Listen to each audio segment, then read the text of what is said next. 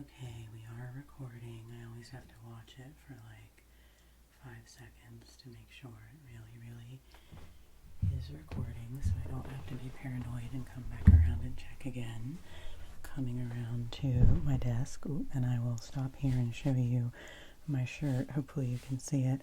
My Dinosaurs Eat Man, Woman Inherits the Earth shirt, my Jurassic Park t-shirt that was a gift from my sister-in-law. We kind of have a Jurassic Park thing in our family, so we often get each other Jurassic Park type things. I didn't look to see if my water was in the frame. I don't think it is. Okay, I'm going to pick up my headphones and put them on. Oh, that might be a little bit creaky. That might be a little bit creaky, but that's okay. I do have a cloth here to try to put my cord on. I'm experimenting with different things to dampen the sound a little bit, because I feel like there's been a lot of clunky sounds in my videos lately, but my headphones are on. Hopefully my ponytail is there, and here we are. So I'm just going to pause and smile for a minute so that I can get a thumbnail, since this is unedited ASMR with no props, nothing planned, just me and you.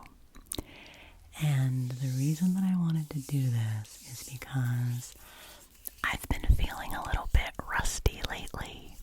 I don't know, I really enjoy the videos that I do with Justin. The last video I did with Justin was really great. But lately when I am sitting down just me, I don't know, I want to get back to an organic sense. Look at these motions that I'm doing. Maybe this is the first thing that I'll do is some hand movements, because I really want to kind of get back to my basic core of ASMR. I'm not going to worry about that cord. I wanted to wear the big headphones because I like them, so I won't worry about the cord. And see, my throat makes weird noises sometimes. We're just not going to worry about it. We're not going to worry about it. Lately when I've been recording, I've been worried that my mouth sounds too mouthy. Like, I feel like I sound too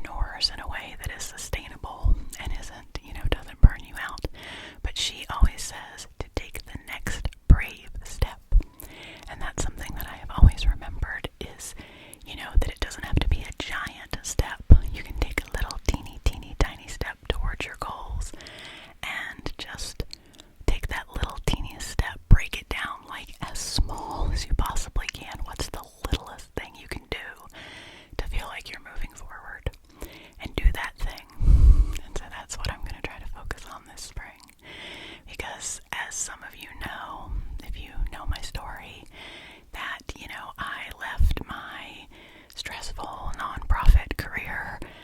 Gosh, has it been 7 years? It's going to be 7 years, friends, that I have been gone from that career. And I think when I quit my last job and left that career, if someone had told me then, oh, 7 years from now, you're still not going to have a full-time job and you're not going to know what you're doing and you won't have launched your own business yet and you'll still just be kind of figuring things out, I probably wouldn't have quit, because that would have scared me to death. And if I hadn't quit, then I would probably be in a terrible, terrible state of mental and physical health right now, because I needed to quit. I needed to leave what I was doing in order to be true to myself and to take care of my body and to get out of the stressful life that I was living that was hurting me in a lot of ways. And obviously, over those last 7 years, a lot of things have happened.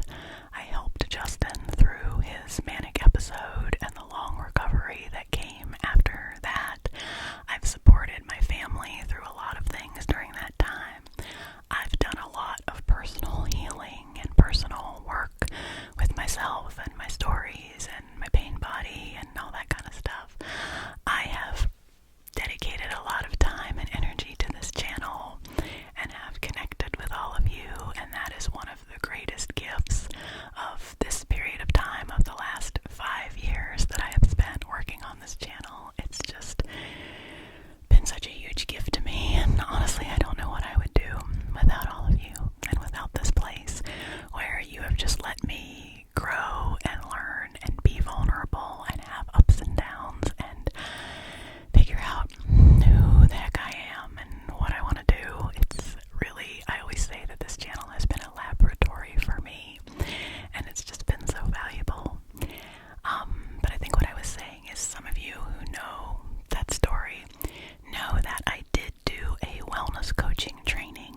I did a 2-year wellness coaching training with a focus on women's health and Ayurveda, and it was really awesome. I attended the Shakti School, which is fantastic. I will link to the Shakti School website as well. It's a wonderful online training program for women to train women to become Ayurvedic wellness coaches, and just, I can't say enough about the faculty and the people and everything I learned during that process, which I needed for myself. It was really more for myself at that time.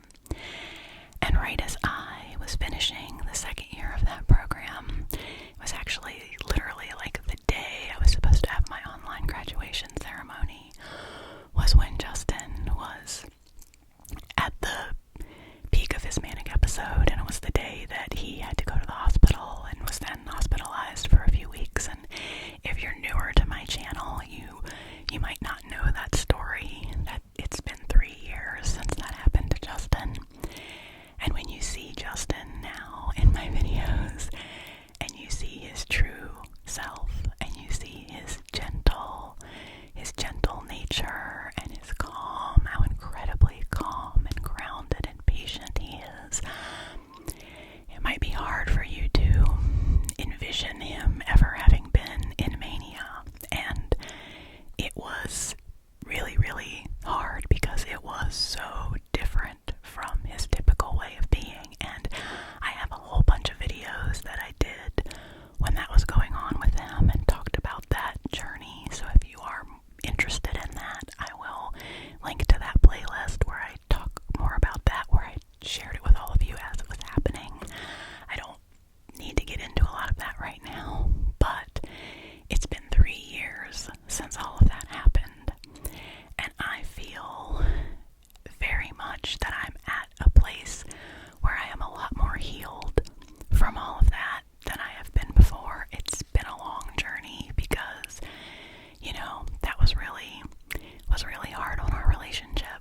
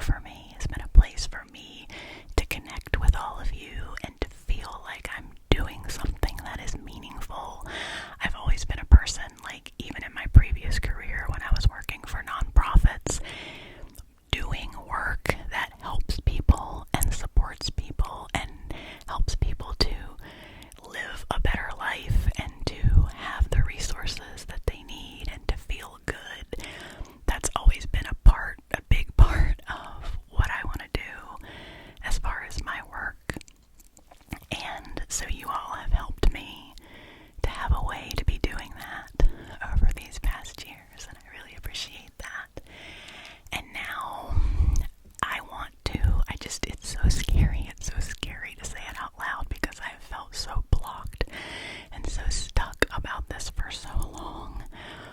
But I want to try to start taking little teeny steps towards sharing what I have to give, sharing my skills and my knowledge and my experience in a broader way. And one of the other things that I did during this interim time was right after once Justin was kind of on the other side of the beginning of his healing, of his recovery. It was in the fall after he had experienced his episode. I did this other embodiment training in a modality called focalizing, which is all about connecting with the feelings in your body so that you can help to heal things that you've been through beyond an intellectual level. You know, I really believe in therapy, and I believe in having resources and working with professionals that can help you understand your stories and your patterns and make changes cognitively in the way that you live and the way that you respond to things.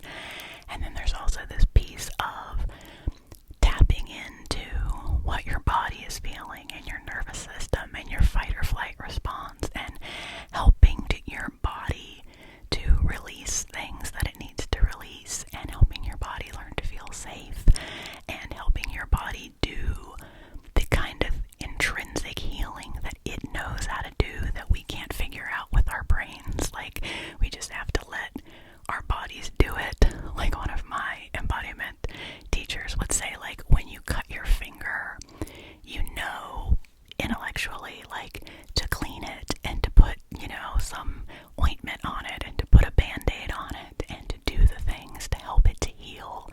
But you can't just sit here and be like, I'm gonna concentrate really hard and heal this cut on my finger. Like, you have to let your body do that healing work that only it understands and knows how to do.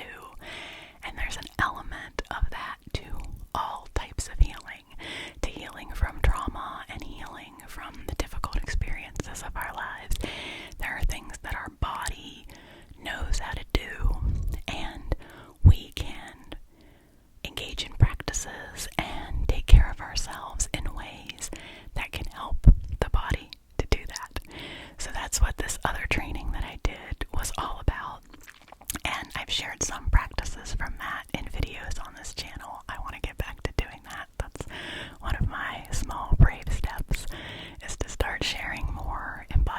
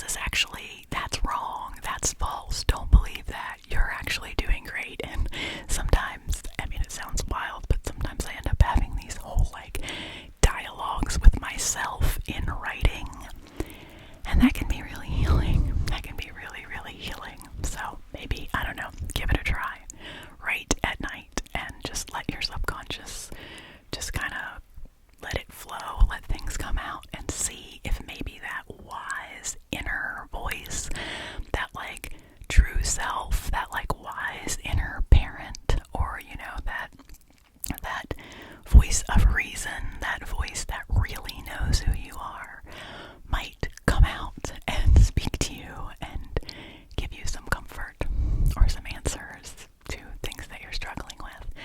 And I have found that since I've started doing that, sometimes it's really hard, and sometimes I have a lot of emotional release, and sometimes, it's not a fun process, but then sometimes really positive things come up. And last night I was writing, and I was kind of writing about what I'm talking about right now and how I've just felt so stuck with wanting to have some kind of a healing practice, wanting to use the abilities that I think I have, the innate healing energies that I think are within me, my feminine energy and my ability to soothe and help people connect to their own feelings and emotions. I mean, that's what I really want to do. It's not about me doing anything to someone or for someone. It's about me helping someone else open up their own doors,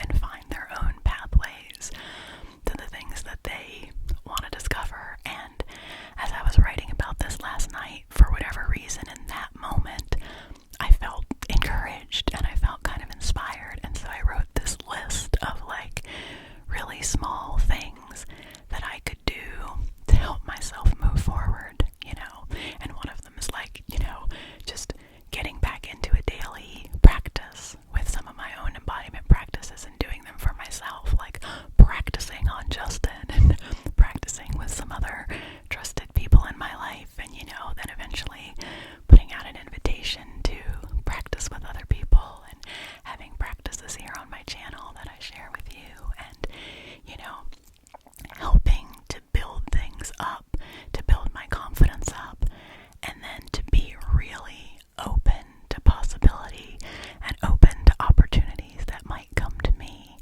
to share what I have with the world.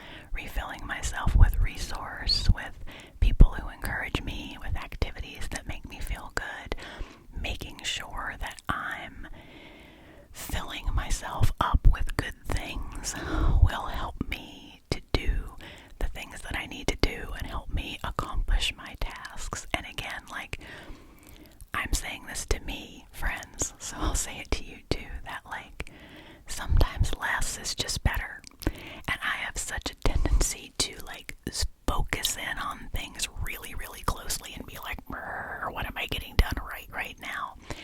And then when I zoom back and look at a bigger timeline, and I'm like, okay, well, what progress have I made on this over the past 6 months or the past 2 years or something like that? And then I'll be like, oh, I really am in a much different place than I was with this. But when we're so zoomed in on, thinking that we have to do everything right now, it's hard to do that. So, ooh, creaky desk. So that's another thing. I shouldn't lean on the desk. That's another thing that I've been doing, is trying to zoom out my attention and look at the bigger timeline. There's a band that I love called the Dirty Projectors. Do you know the Dirty Projectors? They are amazing. Their vocals are beautiful and haunting, and their songs are so great, and their lyrics are wonderful. And in one of their songs, there is a lyric that says, I think I'm getting this right, that says, I might sing the melody, but I don't set the tempo. And that is a life lesson for me. That is a quote that I try to remember and try to embody, that I can sing the melody of my life. I can prioritize the things that I think are important. I can be in the moment with the things that I want. I can put forth a path for myself, but I don't get to choose how quickly things happen. I don't get to choose how directly things happen. I don't get to choose the path. I don't get to delete all the detours and get right to the final finish line. I don't get to do that. I don't set the tempo. Life around me sets the tempo. So I just love that quote. I might sing the melody, but I don't set the tempo. They're great. Oh my gosh, they're so great. What is that? What's their album called? Live at Something House. Live at the Something House. I'll link to that too. This video is going to be like, oh no, the Fire Station. Is that what it's called? Live at the, I don't know. I'll put it in the description. There's going to be a lot of goodies in the description of this video for you. So, okay. So, this has been a lot of rambles and some whispers, and I haven't edited anything, I don't think, except maybe a couple really loud noises if I have to.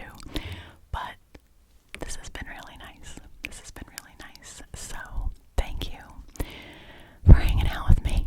I don't know how long this has been going on, but this is kind of the old school Devan ASMR vibes here. And for those of you who are here with me, I appreciate you so much. That's another thing that maybe, if I'm coming really clean here to mention about, sometimes when I think about my journey with my channel is, I've been doing this for 5 years, and sometimes it is hard for me to not feel down on myself and feel frustrated that my channel is not bigger after, 5 years of, it's been over 5 years, right? Yeah, because I started it in 2019? So, yeah, it's been a lot of years. See, I can't even remember. I've been doing this for a long time. And there's part of me that, again, if someone had told me when I started my YouTube channel, oh, you're going to do this for years and years and years and years and years, and, you're never going to, hit it big, you're never going to be making a living from ASMR, you're never going to, be a professional ASMR creator, it's always just going to be something that you're doing from the love of your heart and, as a passion project and a creative project. I don't know, I don't know, I think I probably imagined that if I kept being diligent with it for long enough, that eventually it would blow up, and that I'd be, some big creator that, has 10,000 or 100,000 subscribers or something like that. And I just don't know that I'm ever going to be that. Maybe eventually if I do this for 20 more years,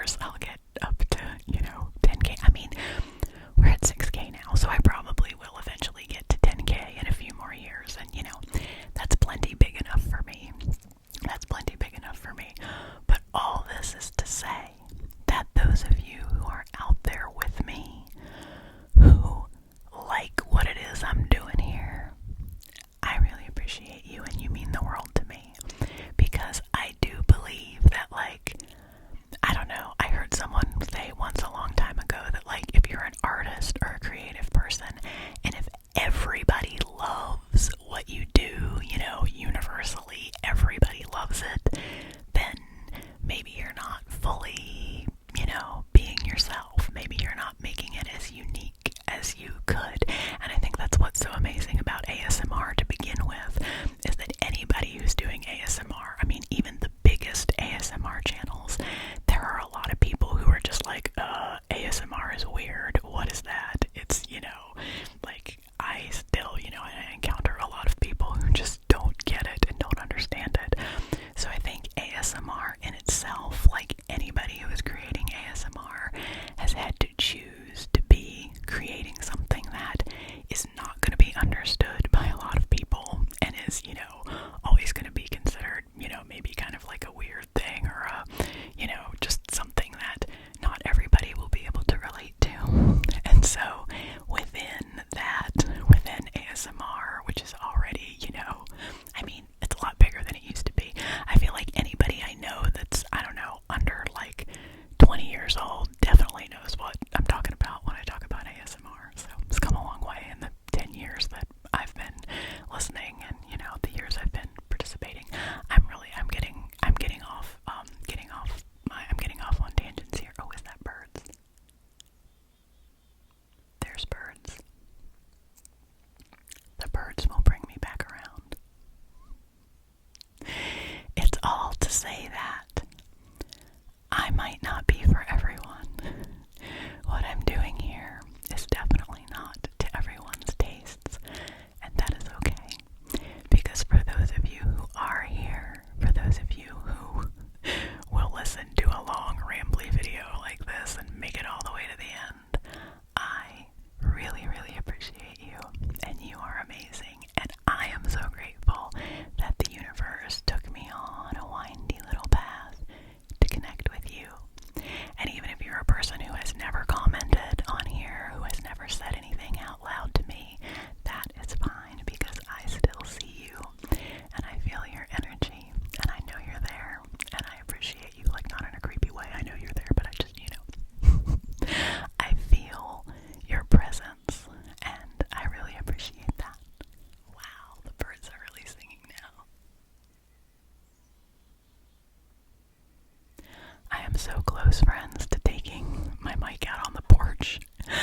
It was actually cold and rainy this morning, so I didn't do it, but we're getting pretty close. A few more weeks, and it's gonna get a little cold tomorrow, but a little bit of time, a little bit more time, and then I will be out on the porch with some porch pep talks for you, because I am so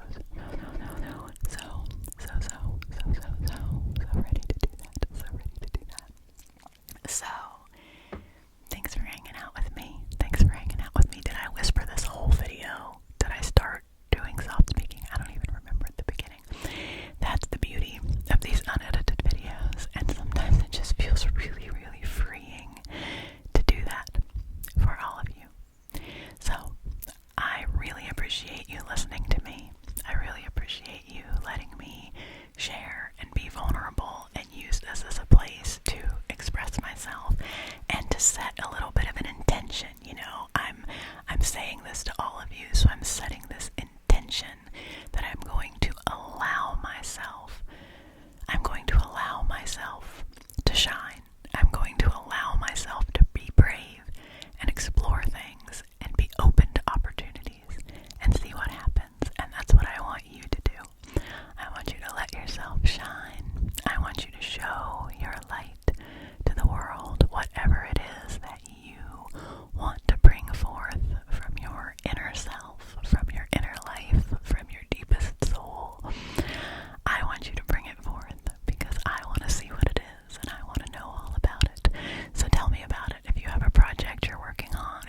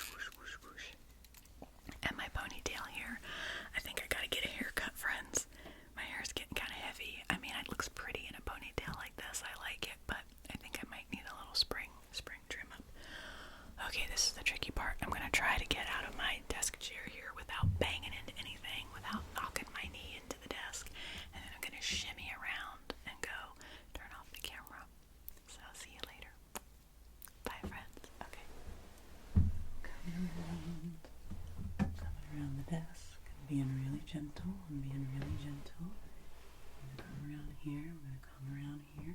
I know we've been talking for 50 minutes. Well, that'll make a nice long video. Take care, friends.